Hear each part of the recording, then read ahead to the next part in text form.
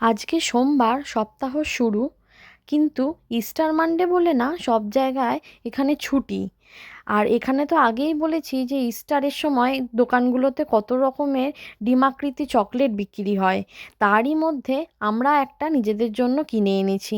এই সময় সবাই সবাইকে এরকম চকলেট গিফট করে। আমরাও অনেকজনকে দিয়েছি। আর এইটা নিজেদের জন্য পছন্দ করে কিনে এনেছি। এরকম অনেক রকম ফ্লেভারের চকলেট পাওয়া যায় কিনতে, milk chocolate, dark chocolate, white chocolate. তার মধ্যে আমরা এই ডার্ক চকলেটটা কিনে এনেছি। এই ফ্লেভারটা আমাদের দুজনের খুব পছন্দের। ও তো আর খাবে না, ও তো এখন দেখবেই। কিন্তু ও এত বড় জিনিসটা দেখে কীরকম রিয়াকশান দেয় সেটাই আমাদের দেখার। এটাই ভালো লাগবে। ও যখন পরে বড় হবে, ও যখন দেখবে ও কী করছিল, সেটাই খুব আনন্দের হবে। ও, আর তো বলাই হয়নি, আর এই ইস্টার বলে না আজকে দেবেশি একটা নতুন জামা পরেছে।